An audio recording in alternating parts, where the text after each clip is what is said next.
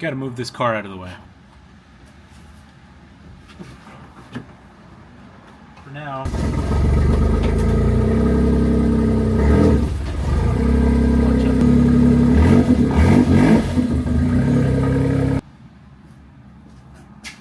I'm back.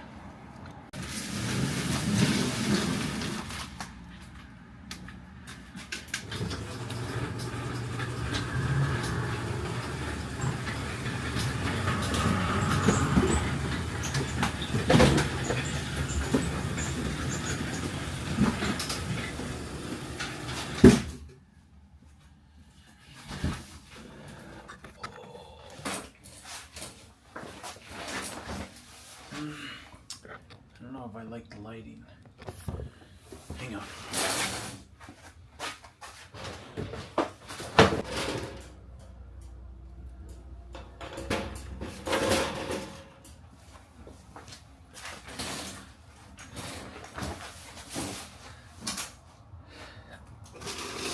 That's a little bit better. So let me set myself up here in a way that is conducive. I think that's pretty good right there. Anyway, it's funny, I'm looking at my video from right here while looking there. So how do I want to start this video? I don't even know how I want to start this video, nor do I know how long it's going to be. I don't even know the title. I've been trying to kind of contemplate what it was going to be. But it was a video that I basically wanted to do, I think a week or two ago, or maybe a couple weeks ago. Because so let me back up. So before I became a YouTuber or a content creator, because I guess that's what I call myself nowadays. I mean, I'm pretty committed in the sense that I was putting out a video almost every day for like a month straight. And now it's kind of gotten to the point where it's like I'm trying to do one every day, but I think I realized maybe it's just better either put as many as I can out or space them out. So I think this starting after this video, well, before this video, it would have been every other day that I was putting content out. And so, yeah. And why that's relevant is, I guess, because that's what I'm trying to get to with my next point is it's funny it went dark because my light went off here in the garage. Anyway, so before I did YouTube, I just did Instagram. Instagram was a thing. And even before I did Instagram, I was just doing Mendy imports. And I was kind of very small. And I still am very small in retrospect to a lot of other people. And I don't like to compare myself. But let me be the first to say that's often really hard not to do when you're a content creator and when you watch other content creators and do what they do. So I got into importing. You know, my backstory is I wanted one of these K trucks. I finally had the opportunity to get a K truck, and so I decided let me get this. And the way that I wanted to do it was I was going to go to a local dealership. I was going to sit in one of them. I'd found somebody that said, "Hey, I'm willing to help you. Like, I'll hold your hand through the entire process." And shout out to Alex. Alex, if you're watching this, thank you so much, because it's truly I'm here because of Alex. And so, you know, I didn't know this guy. I just didn't know what to think. But I'm like, screw it. Let's just go for it. And so I was like, okay, let's do this. Let's just import a truck. But before I did that, I told my wife, hey, I want to go out to a dealership, see what it's all about, sit in one of the trucks, because I've been at the time YouTubing so many different YouTube videos to see which was the best K truck, because that's normally what I do. I research things and I realize, okay, what is it that I want to do, and other people on YouTube have already done this and they can express their opinions. And so I stumbled upon Nick, who's way before the fame.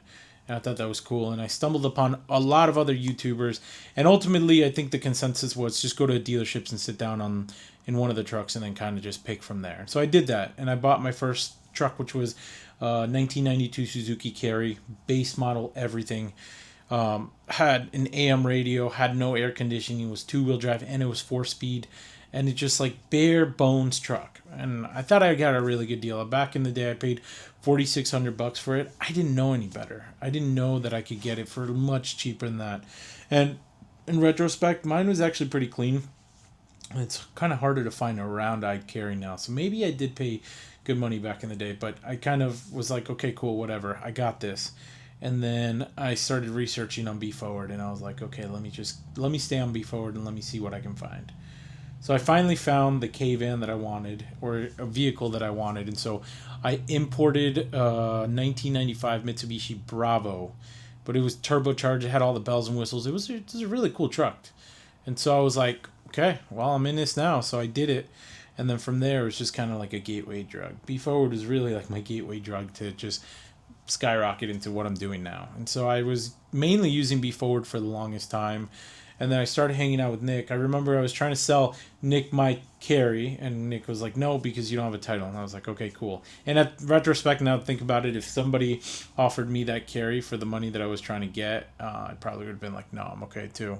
So finally got rid of the carry. I think I was in my second or third van. Anyway, so fast forward, I got rid of the K van. It came with a noisy rear end. It went to, I believe, Madison, Wisconsin, if I'm not mistaken. It went to Wisconsin.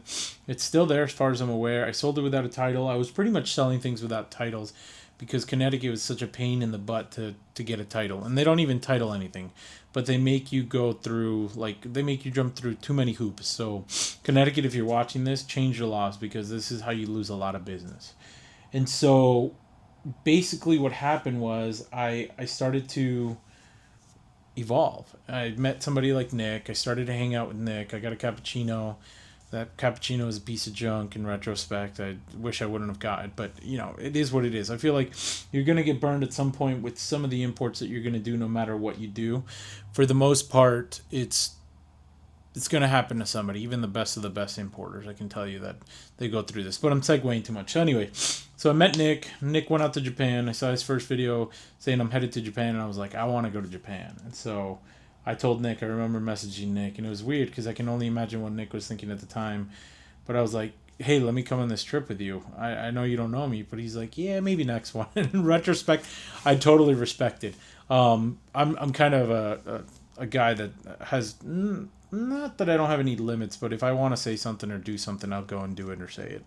So Nick said the next one, and so I took it to heart. And then the next one came around, and I went to Japan with Nick. But before all that happened, Nick was out there, and he got introduced to Cardiel Page, and Cardiel Page is ran in Japan, and some of the people that you might know from Cardiel Page will be Rodrigo and Nate, and then June or June-san. And so these are the three major people that I deal with in Japan, and then there's a whole team behind them. It's a very small company. It's not very big, but they do big numbers compared to some other companies, and they want to skyrocket like B forward. B forward is kind of the staple that a lot of companies want to do, where it's like you're exporting 150 cars or 150 plus cars to the East Coast. So they want to be doing this. They want to be doing these numbers. And so when I started, I was a full-time mechanic at a repair shop, and this is kind of how it segued in. So anyways, started that, and then as I was a mechanic, I realized I didn't really like being a mechanic, and so I was like, I need to get out of this. So I told my wife originally, I'm going to do 1 or 2 imports a month. I'm going to bring them in, I'm going to flip them, I'm going to sell them. Because I did the first one, and it sold so quickly, and I was like, okay, cool. I can make something out of this. So, started doing that, selling them without, with just import paperwork, and started to learn how to get titles and all that. Went the Massachusetts route, started going really gun-ho on doing my own thing. And so I left one shop, I went to another, and then that shop, I was running that shop, and it just wasn't panning out to be the best thing. And then our third son was born, and I left that shop, and I started working for a race team called Rosemar Racing, and they do Miatas. And they build Miatas up, and I thought that was really cool at the time, and it's a really, really cool niche thing, but the commute was too crazy. I was finding more passion in doing the import, so I told Mark, I was like, Mark, I think it's time for me to go. I'm going to chase my dreams with the import things, and now here we are. I've been chasing my dreams ever since March of 2024, officially. That's when Figoloni was born. His real name is Casper. But I'd been chasing my dreams slowly, and then Casper was the thing that really kind of set it off, where it was like, if I'm going to do this now, I'm going to fully send it. And so here I am. So it's very interesting to just be here. And so I know there's probably like 10 minutes of me talking. So if you made it this far in the video, for those that do, thank you. For those that want to click off, I totally understand. These videos aren't meant for everybody, but I want you to understand what I'm trying to convey here, and hopefully the way that I'm telling this, you kind of understand. So I'm the breadwinner at home. I'm the one that brings the chicken, the bread, and puts it on the table for the family. Megan is a doula. She's a full time doula, or was a full time doula before we had our third child.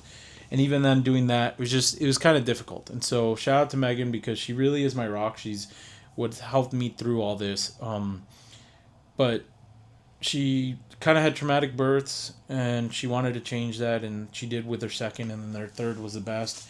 But then she realized that she had a passion for helping other women do that, and that's why she's doing that. And I love people that chase their passion and help others do what they want to do.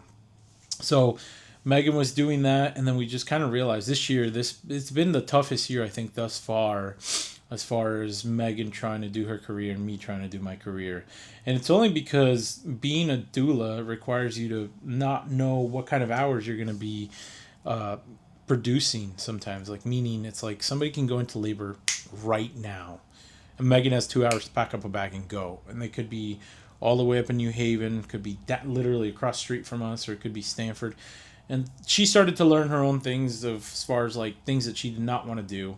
And so that was great, but having a baby in the mix, breastfeeding and all that made it really difficult. So Megan was kind of already segueing out. So she wanted to do a virtual thing, but virtual things aren't picking up as much as a physical thing, like you physically being there and helping these women. And so that puts a damper in our livelihood, right? Because now I'm the one that brings in the cheese, the bread, the chicken. And so where I'm getting at with this is not that I've made a mistake, but I hedged my bets too soon, and this year has been I was shooting for this year to be the year that skyrockets Mendy imports, and it is. Don't get me wrong. I'm not saying that it isn't, but I was shooting for the stars, meaning like I was gonna do big numbers this year. And Mendy Imports never really wanted to be a dealership. I came across a couple people that wanted to help me make it into a dealership, and people are always like, "Oh, what's your plan with Mendy Imports?" And I want you to understand, Mendy Imports is more of a brand than a dealership. And what people may ask is like, "What do you mean by a brand more than a dealership?" And meaning it's just I want to be the guy that people come to and ask questions and pay me to do certain things. And I don't want to be tied down to a brick and mortar where if nobody's buying anything tomorrow, I'm failing. I just don't want that to be the case. And so I never really had the aspiration of being a dealership. I think at one point I realized that more was this last December. I had 8 vehicles on the street. I don't know, more like I think I had like 12 cars at one point here. And I live in a 1 bedroom apartment. You see my garage. It's a 1 car garage, and it's just filled with all our stuff and a lot of junk. And I have 1 parking spot, and shout out to my neighbors. Thank goodness they let me use their parking spots while they use their garage. Like, that's a huge help. And then I started to stack the cars because people kept calling the cops on me. And I'm like, why are you calling the cops? Like, these cars don't do anything to you. It really makes no sense. And so it's like, as things started to implode, and I was like, oh man, I got to power through this. And I remember my mom telling me something. Shout out to my mom. She was out here for the holidays, and she said, David, every day you wake up, you're going to have to fight for this. And I didn't realize how hard, or, like, I was like, yeah, mom, I know I fight for it every day. But like, literally these past couple months have been like, I feel like nonstop fighting. I don't want to fight. I want it to just be fluid. I want it just to work. And so, I went to Japan obviously last year, bought a bunch of cars, had them sent over. They didn't come as quickly as possible as I wanted them to, and that's partly because of my finances, right? Don't I literally pulled everything that I had out of my Roth IRA to fund this business. My mom gave me some money to keep funding this business.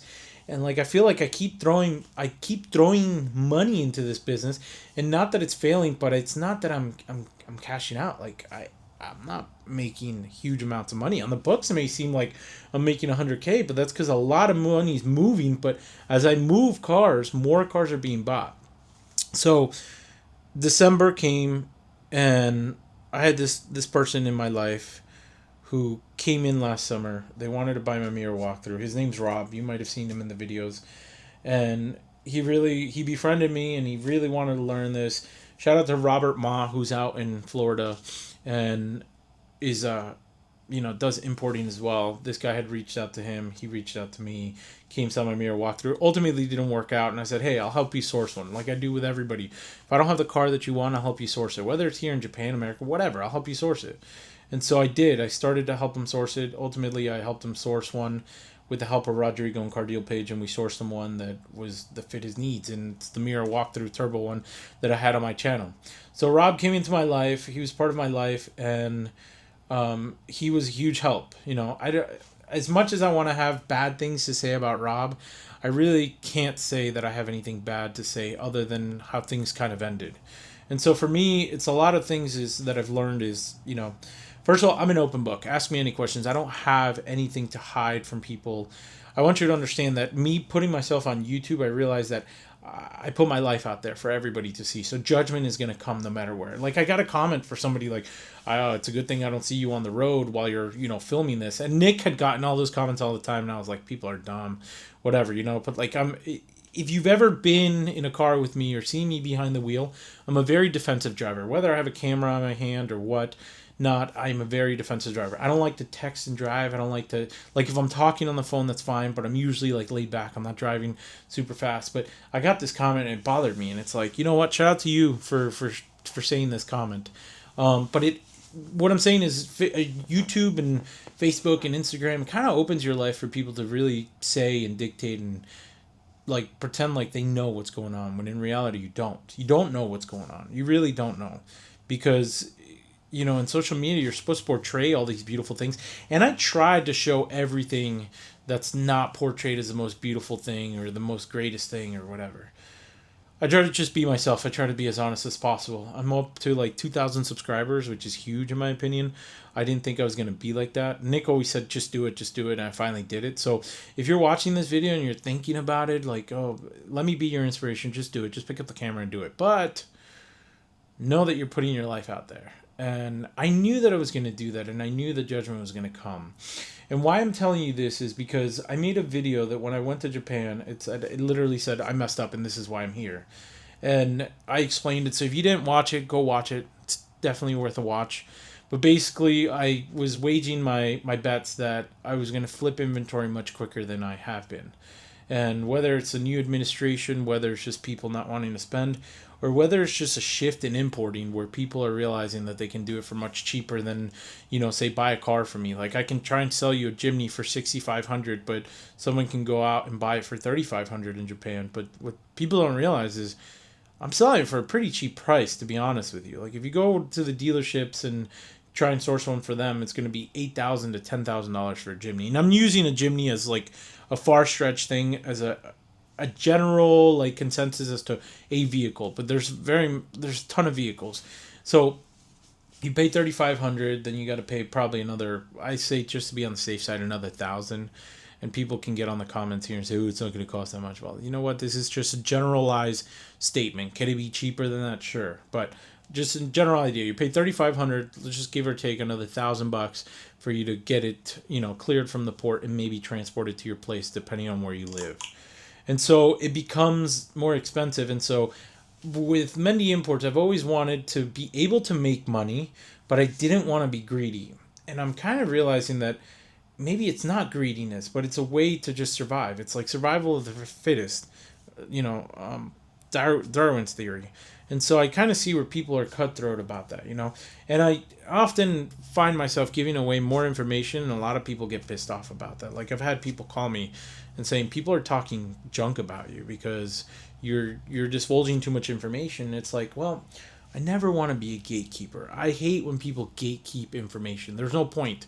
Because if you don't get it from me, you're going to go around and you're going to find it. Eventually, you'll be able to piece it together to figure out how to do these things. And so it's like a curse that I have, but it's just the kind of person that I am. I guess you could say I'm one of those nice guys, and I feel like I'm finishing last in these couple months. So, anyways, I waged these bets. Inventory wasn't selling.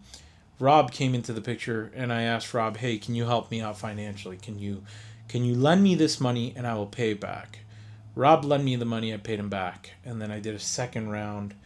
And basically, what had happened was I got my first round right before Thanksgiving. Cardiel Page was putting me on credit, and I was usually pretty good. I said, "Throw the cars on the ship. I'll pay you as they're on the ship. As I'm selling stuff out here, I'm paying you for the next car." And for the most part, that was working out. But then when the sales started to slow down, obviously I wasn't producing money, and I still have to feed my family. So instead of being able to pay cars back, they were on the ship and they would get here, and they just weren't able to I wasn't able to pay for them. And the crazy part is some ports, and I'm probably going to divulge information here, and I feel like you could take this with a grain of salt, whatever it is. If you want to use this against me, again, I'm an open book, and maybe I'm setting myself up for disaster with this video, but I really don't care. It's come to the point where my integrity is much higher than anything else. But basically, what happens is, in the United States, you have ports, and in those ports, some of them require you to do certain things. And New Jersey is one of those very lax ports, so they don't require you to physically surrender the BL like you would in California or like you would here in Florida or Texas or something like that. And so what happens is Japan thinks that they have a hold on the car, and for the most part they do. But so they wouldn't send me paperwork; they would just send me the car, and I wouldn't get paperwork until the car was released. I mean, until payment was released, and they got their payment, and then they would send me paperwork. Well, so the problem was I would essentially have these paperweights, and with these paperweights, it was just kind of useless. And so I didn't have a way to get a title, but I figured out ways of getting the title, and so I did. Well, that pissed Japan off, and that pissed my vendor off, Cardiel Page, and rightfully so, rightfully so.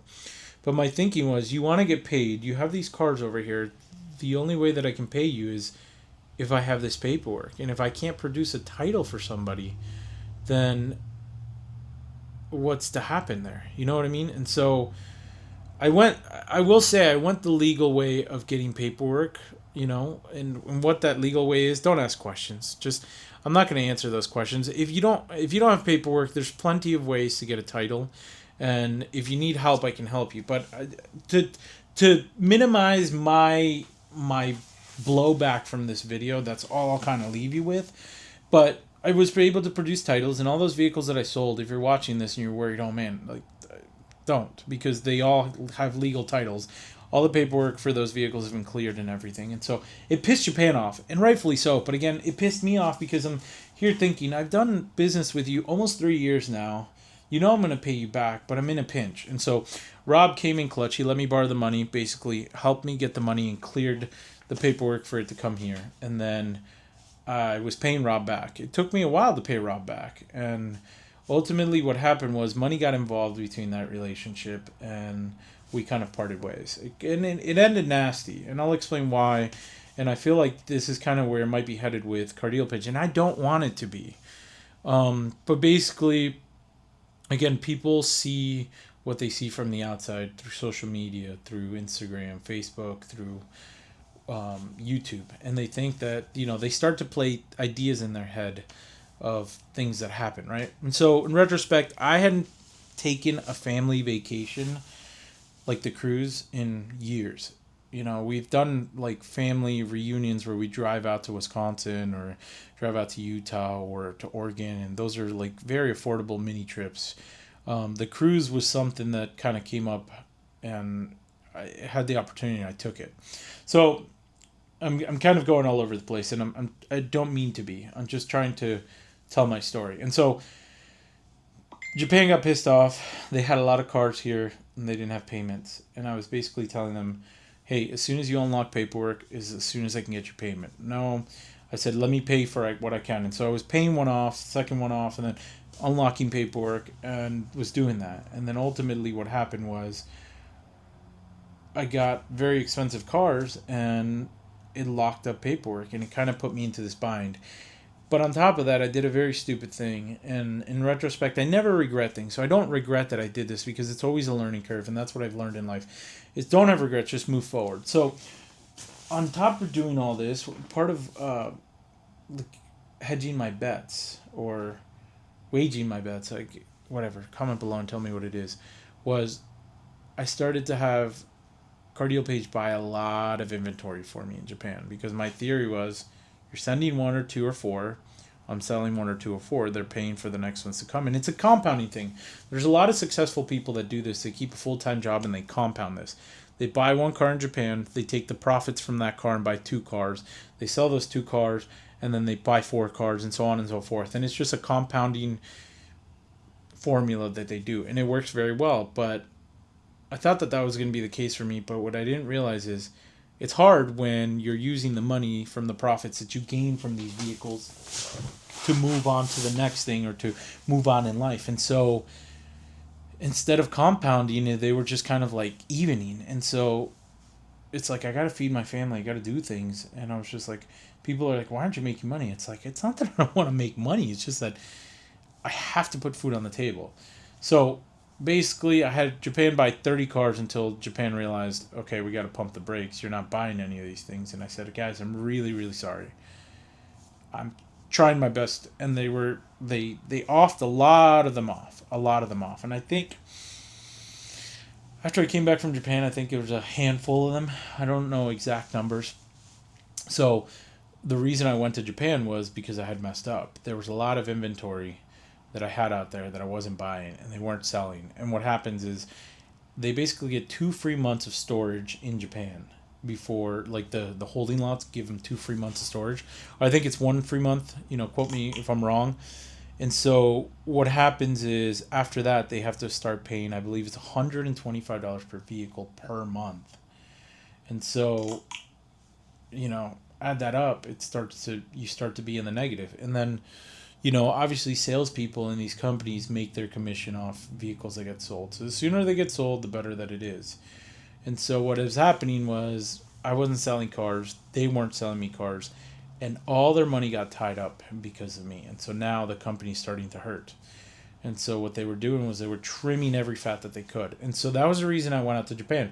I said, okay, I wasn't big on YouTube. I think I started YouTube at the end of November or maybe it was September last year. I went really balls to the walls with YouTube. I think starting in January, I got monetized. It was the first time that I had subscribers to start making money off of it. I think I made $31 off of January, which was really cool. So January came, February came. I think February I made $85. March came.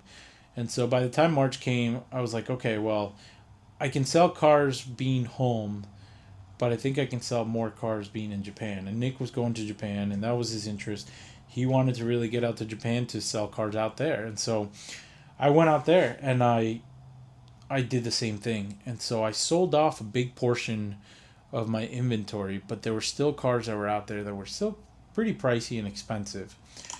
And so I guess you could say the frustrating part for me, the annoying part for me about all this is I was trying to come to a middle ground.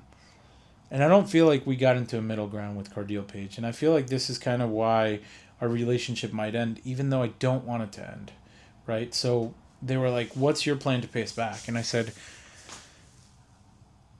I need to just sell cars to pay you back. And so they said, okay. And I said, can you do me a favor? All these cars that I have here, if you send them back into the auction, we're guaranteed to lose money. Because what it is, basically, it's like they buy the car for a price, and it doesn't include the shipping price. It's not until you ship it that it includes the shipping price. And so no matter what, like, ignore the shipping price, then they would go back for what they originally paid. But remember, there's months of storage tacked onto them, and some of these cars had service as well. So then there's service and months of storage. And so now it added a lot. And so basically what Japan said, they were like, no, we're not sending you these cars. And so that kind of put a wrench in the whole I guess you could say, in the whole thing, because now they were like, we're going to send these cars back into auction and you're going to be responsible for them. And I said, well, I'm going to try and sell all these. And the thing was, the more and more they sold, basically what happened was Nick was out there, and there were so many cars in the lots that they have to find another place to put other cars in the lots. And in retrospect, I know that there was a lot of cars in the lots, but this is also when Trump was in the administration, when tariffs started to go up, and when the shipping line Nissan Motor Company stopped shipping. And so what that caused was an influx of cars stuck in Japan until the shipping company MOL, which is ran by the same one. It's basically what happened. The tariffs went up. They needed to ship out as many brand new cars as possible. And then Nissan Motor Company basically said, we're not shipping out any more used cars. We're going to just ship out new cars. And so they filled those ships up with brand new cars and flooded us here before it was too late. And so what that caused was all these used cars were being stuck. And so it's a whirlwind of everything kind of coming together. And so what happened was cars that they should have shipped weren't able to ship. And now they're starting to ship. MOL is actually much faster than Nissan Motor Company. I mean, there's Hogue and other, other companies, but in particular for New Jersey, Hogue doesn't come here. It's only, what's it called? Nissan Motor Company that comes here, or MOL in this case. And so what happened was they started to get their things filled. They started to get impatient. And those handful of cars that they needed to send back to the auction, they did. And instead of sending them to me, because even if I I'll explain about this in just a second, but let me say I'll call you right back. And I want to get to this portion. And so basically what happened was Car Deal Page was like, no, we're going to send these to the auction. And so what happened was they send these to the auction and they lost a ton of money on them. And so guess who gets stuck with the bill? I do. And now I guess I'll pose this question for you guys. You guys put yourself in my shoes. What do you do? Do you pay back that? Because the bill, I think it's for like 5 cars, maybe a little bit more than that, was for like $9,000. And so what I was saying before I got the phone call was, if I get cars here, even if I sell them at cost of what I'm into, I'll break even. If I sell them a little bit less, I still have, it's less of a blow. But here's where I'm frustrated, and here's where I think the relationship might end, because I think, and maybe I'm wrong, and you guys can judge me in the comments, because this is part of it. It's open for everybody to just judge. But I think they should have sent me those cars instead of sending them back into the auction. I still owe them money for a handful of cars that I'm still trying to pay back, and I told them that I would once I get back home. But so many expenses came into play, so many things that it was uncontrollable. Could I have not gone on that vacation? Sure. Could I have saved money and paid them back as much as possible? Sure. But I don't care for your judgment on that part. I don't care for their judgment on that part. And why I made this video was because I got a message from Rodrigo telling me that, and telling me basically like, hey, I've put myself out there, but now I feel like you're not, and you're ignoring our messages.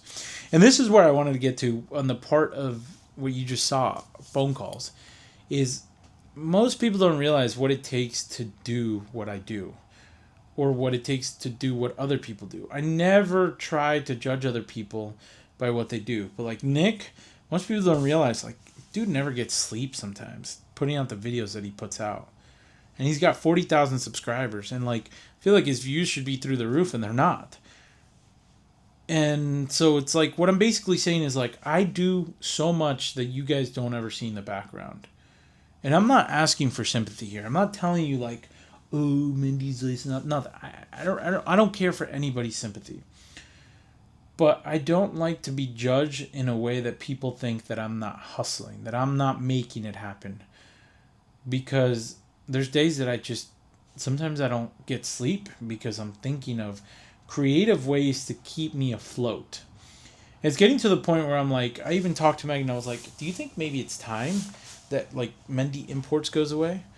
And I don't think that's the correct way of ending. Like, I don't want to end Mendy Imports, right? But there may be a chance that I have to go get a job. I have to go get a job because I need to keep doing what I'm doing. Like, me brokering cars for people has kept me afloat. So I do transport with my truck and trailer, whether it's me driving the car. I help people out that way. I help people out with tags and titles. I help people out brokering. I help people find cars in Japan. And then there's so many other things that I do, and it's like when I get a phone call in the middle of the night, when I get a phone call now, it's, I mean, when I got this phone call, I kid you not, let's see if I can pull it up over here, but it was like probably 9:50 at night when I got this phone call. And it's like, on top of doing all that, I'm doing YouTube, I'm making content. And then I'm thinking ways of how to create the next content. And again, I'm not telling you this because I want your sympathy, but I just like maybe an understanding of there's a lot that goes on. And so for me to get a message like that, that kind of passes judgment over me, it really pissed me off. And it really upset me because it's like I hate owing people money. I really truly do. And it's not a thing that I wanted to happen, but it just happened. I lost a friendship because of it. People. Rob was like, when basically what was a nail in the coffin was, I basically told Rob, because Rob wanted to judge me because I went on a cruise, and um, so let me tell you this story too. Basically, I went to Japan, sold cars. One of the cars that I sold was Rob's. It was a mirror walkthrough that uh, Julio bought, and what happened was, as I was selling cars out there was obviously a premium that I put because I needed to make money while I was out there. So, in retrospect, let's just give you a theory. If a car costs $1,000, Mendy's time, and then I was even going above and beyond and saying, I'll clear it for me at the port, I'll get a title, I'll do this, that, and I would put a Mendy imports price. And that Mendy imports price would add, let's just say if the car was $1,000, let's say it was $1,500 or $2,000.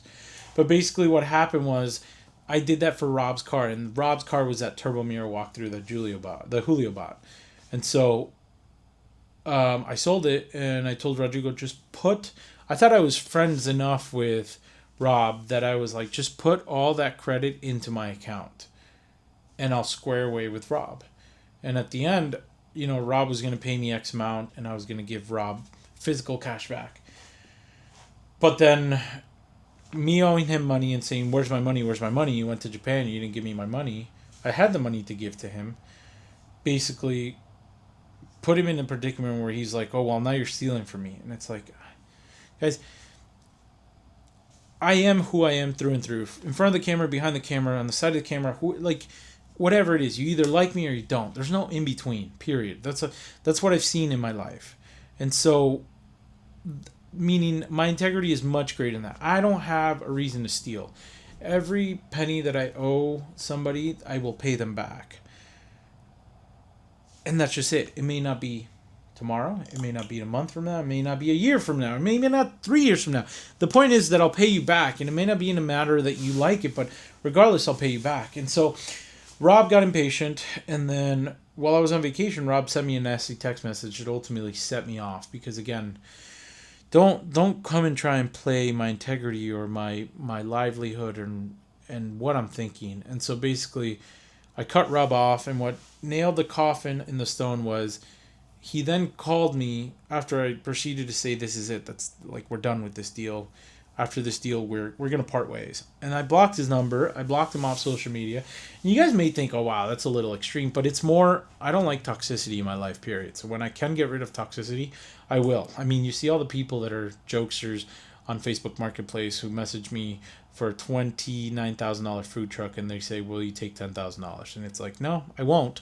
You can take that, but I won't take $10,000. And that's just people that automatically, in my life, I don't need you. Boom, blocked, done, out of my life. And so Rob was a similar situation where I blocked him, and eventually could things have turned around and we could have gotten into a better relationship and back, and bygones be bygones, me apologize, he apologized, sure. But ultimately was, he called me after I proceeded, I don't want to talk to you, and he proceeded to want to get more money from me after the deal that happened with Julio's truck. I was like, I don't want your money, just take your money, and that's it.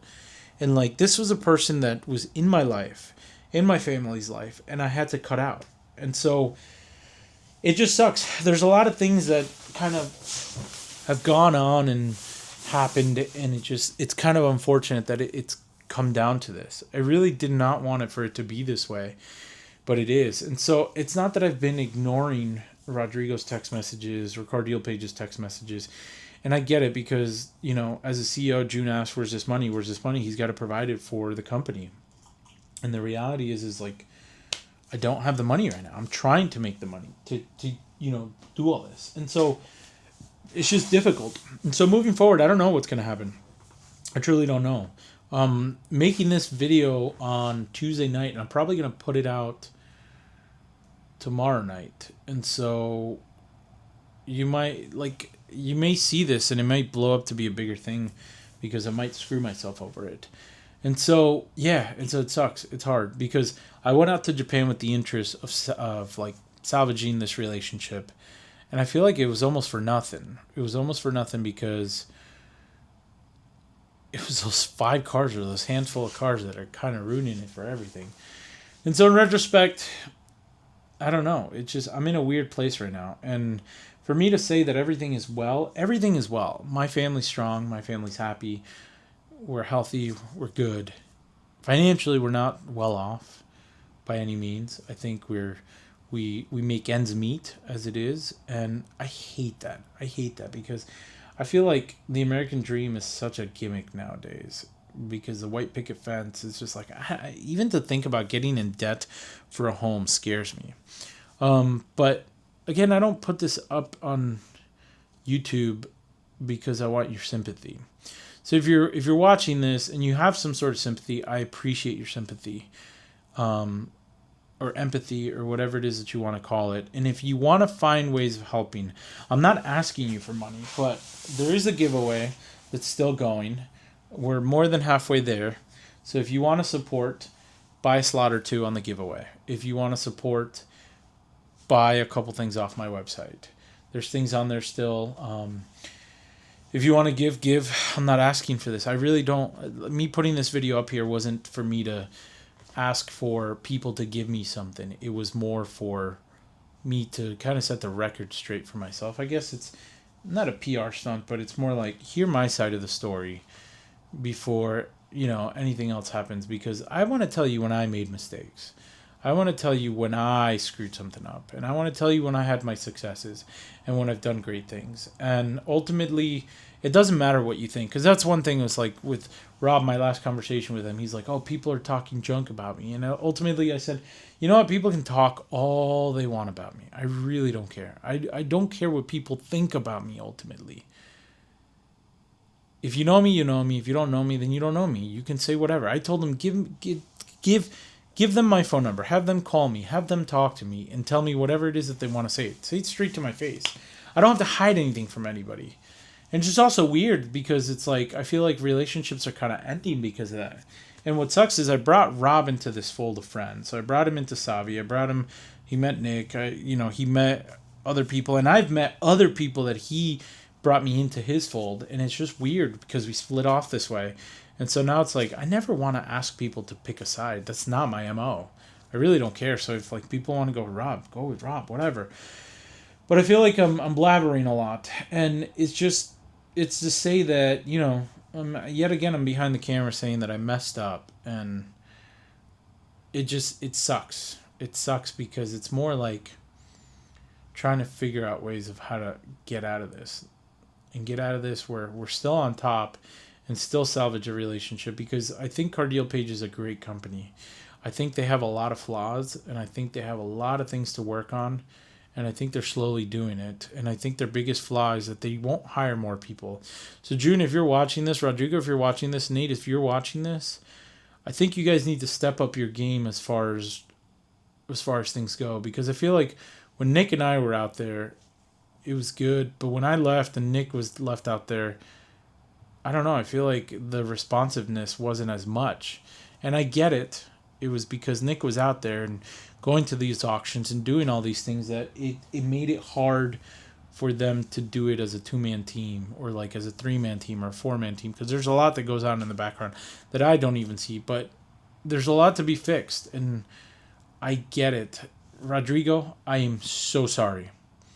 Nate, I am so sorry. And I know that this doesn't mean anything. It won't mean anything until ultimately it's paid. I know that me putting the company into this predicament hit your bottom end. It hit your your goal or your bonus and all that. And I'm sorry, that's the only thing I can say as I'm working on doing what I can do.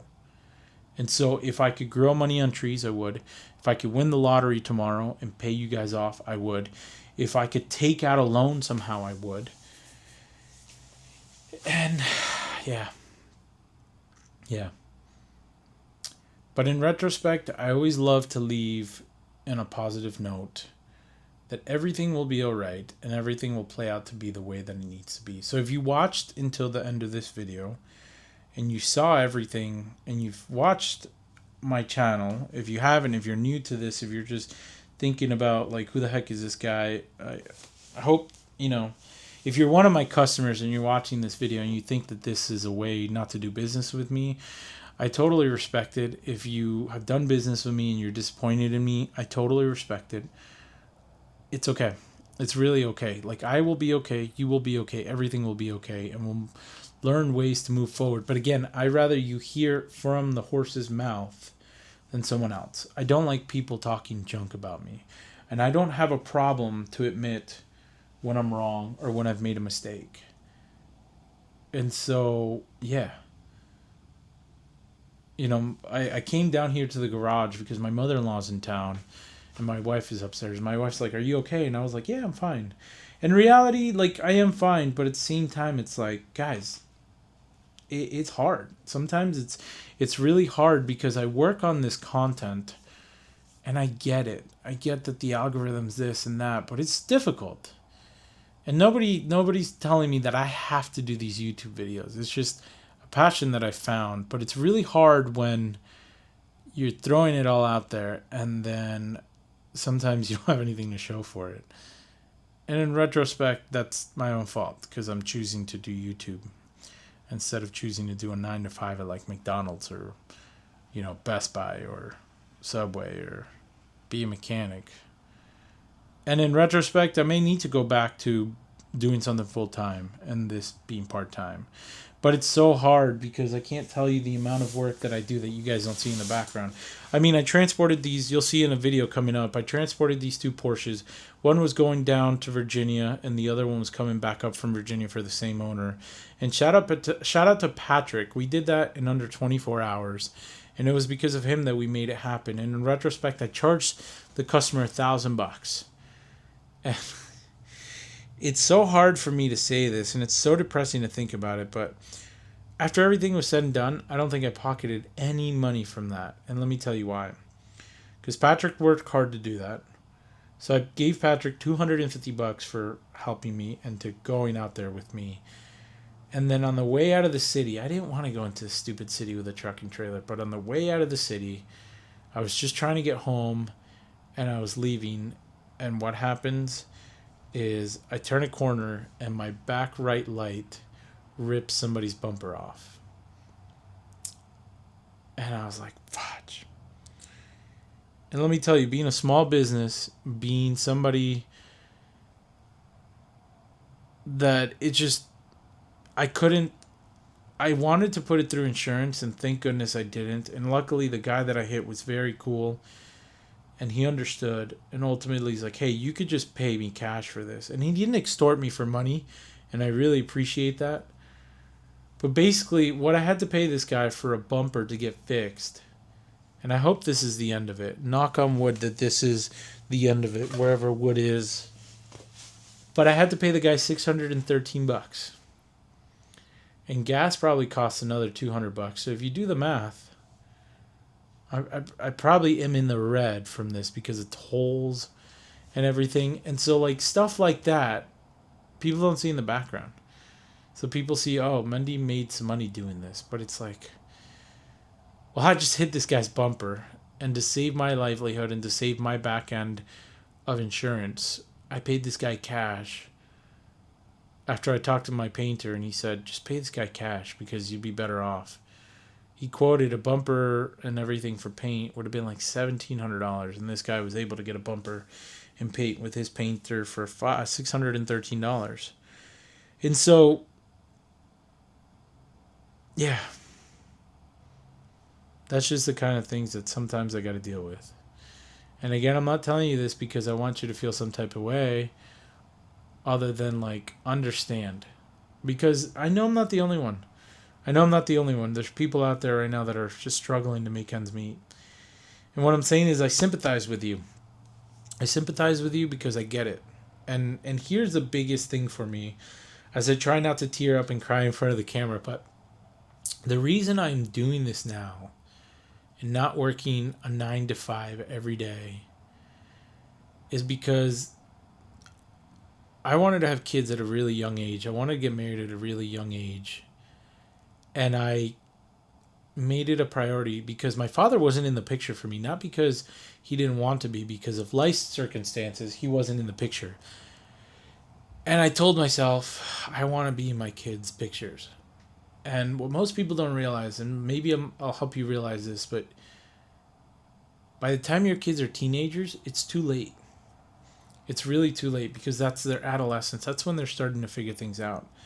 So the ages from when they're born, probably up until they're 10 or 12, maybe even 16, those are the most important ages in these kids' life.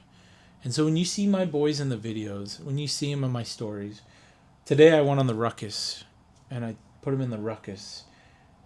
And we rode all the way to Stanford to deliver 2 titles, which again, people don't see. And it was the most thrilling thing ever. It takes all the depression that I could have away, thinking of how I'm going to make ends meet tomorrow. Because the reality is it doesn't matter. Tomorrow, I could say, screw everything. I'll just grab my kids and family and just freaking disappear. I could be a hobbit. We lived in the bus for a year. And if you don't see that, it's at the very, very end. You could see the bus that we built. But if tomorrow I disappear, not because I've killed myself or any of that reason, but because I just want to disconnect from society, that'd be the greatest thing ever. But meaning tomorrow I'll be happy. As long as I have my family by my side, my wife, my kids, my 3 boys, and Lola, nothing really gets in the way. I can sit here happy knowing that I owe people money, and that's okay because I'll pay them back. I'll do right by them, but I'll be okay. And maybe this was more of a therapeutic thing for me to do in front of the camera and to put it out there for you guys than you guys think. But yeah, I figure if I put my life out here, I might as well put it out there, because if there's really going to be, like, there is no me BSing this. This is straight up open book. I'm telling you. Welcome to Mendy Imports life. Welcome to David Mendoza's life. And just know that I sympathize with you if you're on the same boat. And if you need somebody to talk to, like just to be like, hey, I know how it is, it's rough, give me a call. Just call me, 203-940-1259, because I want you to understand that's the kind of guy that I am. I don't want people to think I just want your money. I want you to be a friend. I want you to be a long life client for me, or customer, whatever it is that you want to call it. I want you to be able to call me and say, I'm in Connecticut, let's hang out. And I want to be able to say, hey, I'm in whichever. Can I come by? Can I say hello? Because that's really what it's all about. It's building this community. And I guess besides building a brand for Mendy Imports, it's building a community. And so I may not grow as crazy as some of the other YouTubers out there, because I watch some crazy YouTubers and what they do, and it's amazing. And again, I don't see everything in the background for them. But this is hard. It's really hard sometimes. But on a positive note, everything will be okay. We will push forward, and we'll keep going. But comment below. What do you guys think? What do you guys think I should do with all this? Would you pay this $9,000 back that you owe, quote unquote owe? I don't have any vehicles to show for this. So that's $9,000 out of my pocket that at the very end, I will never have anything to show. Only the videos that I made for these cars that just didn't sell. So, yeah. That's kind of where I'll leave you. And yeah. Again, if you want to support, check out mendyimports.com. If you want to be a part of Patreon, be a part of Patreon. The funny thing is, I am a terrible person for Patreon, and all those people that support me on Patreon, thank you. I want you to understand something, that I can't bring myself to take the money that's sitting on Patreon because I feel like I haven't given you enough. And I'm sorry about that. But those people that have given on Patreon and that give, thank you very much. You're a part of something that's real. I have to figure out what I want to do with that money, but I haven't even figured out a way to like release that money from Patreon because I just haven't. My mental capacity of how I run and how I do things is just it's crazy. It's crazy how busy I am. And this video is almost an hour long. So if you made it this far, thank you. But yeah, I got to figure out a way to do something with Patreon and all that money that I'm getting from the Patreon homies. And maybe I'll use it to just pay Japan back, or maybe I'll use it for something else. But yeah, so in retrospect, at the end of this video, what I want to leave you with is don't judge a book by its cover. Don't think that what you see on social media is okay for you to go and judge somebody. And in retrospect, again, I apologize for those people that I've wronged as far as this situation goes. Rodrigo, I'm sorry. Nate, I'm sorry. June, I'm sorry. I'm trying to figure out ways to do it. Trying to figure out a way to make it happen. And I will make it happen. Because that's just the reality of what I do. If I put myself to do something, I will do it. And I will make it happen. So, I guess enjoy the videos to come is what I'm going to say. Because there's more to come. And I'm still going to be making videos. I still have to provide. I still have to figure out ways. If you have other alternative sources of revenue for me, as far as like somebody locally needs help with something to make a couple bucks here and there, I'll free myself up so that I can make this happen. But yeah, I guess I'll kind of leave that there. And yeah, hope for the best. And you can see that I'm watching myself here. But that's been my... It cut me off, but that's been the interview that I guess with myself. But tell me what you think. Let me know in the comments below. Comment below. Tell me. Judge me. Hit me with the best that you can hit me with. And yeah. Thanks for tuning in. Until next time.